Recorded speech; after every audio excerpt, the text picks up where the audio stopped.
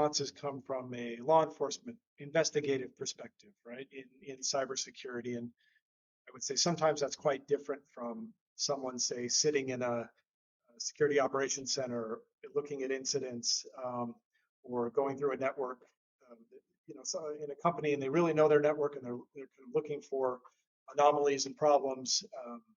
So my role as a investigator can sometimes be quite different, but there's a lot of overlap, and I would say sort of one of my biggest challenges in investigating cyber incidents has been with attribution.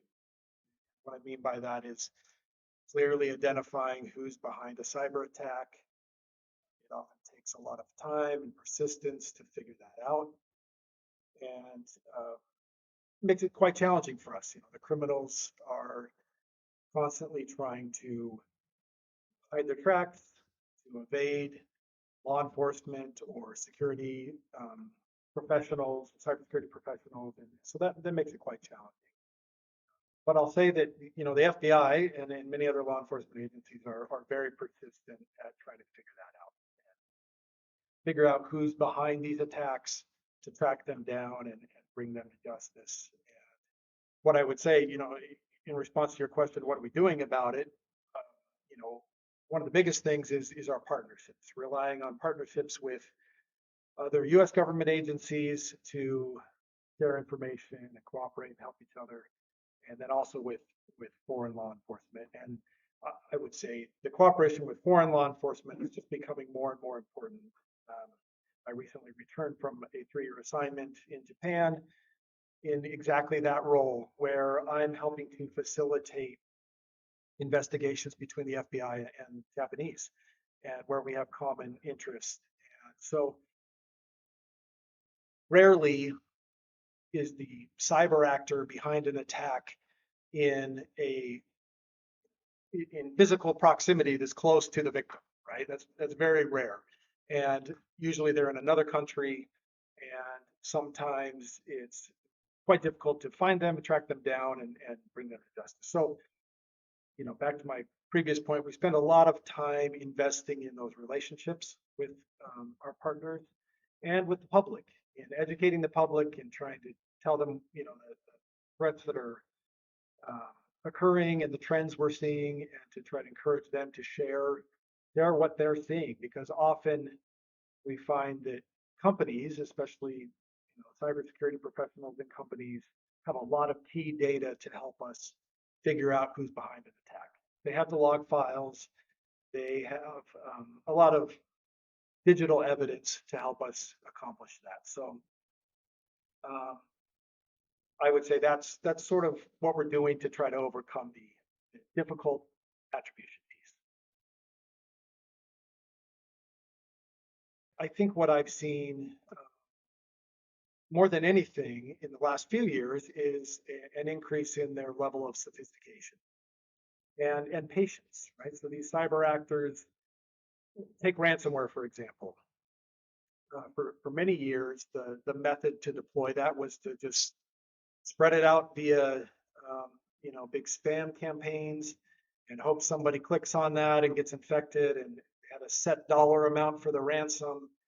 And what we've seen more recently is a much more targeted approach, where these actors are researching their victims, spending a lot of time and patience to prepare for some sort of social engineering or an exploit to compromise their network. And once they get in, they'll spend a significant amount of time in someone's network, and that only seems to be increasing. I've even seen in one case where the actors stayed in the network for 2 years before deploying anything, and that seems like I think people hear that will probably be surprised that they would wait so long, and why, right? So, but it's to their advantage to research and see, okay, what systems are in the network are the most valuable, who works there, who am I likely to be able to convince to pay the ransom, how much does that company make, and they've learned that patience helps them in researching that company. And to now, where once they go and demand a ransom, it's very tailored to that company, and they know likely what that company is going to pay. And so that's a significant change we've seen over the years. What I see over the next few years is a shift in being reactive to being very proactive at almost every organization. And this need for us to actively look for indicators of compromise within our network, or suspicious behavior in log files, and to see that go down to the individual worker level, no matter what you do. So let's say you're a network administrator. You are responsible to not only keep your network up and running, but you have to look for cybersecurity related matters within what you control, the information you control, and to, or a systems administrator or a server administrator, someone, you have to be thinking security. And I feel like almost like the terms hunt forward, and this term of going and looking for bad activity. That's, in my opinion, something that I see will be a trend or a change within the industry.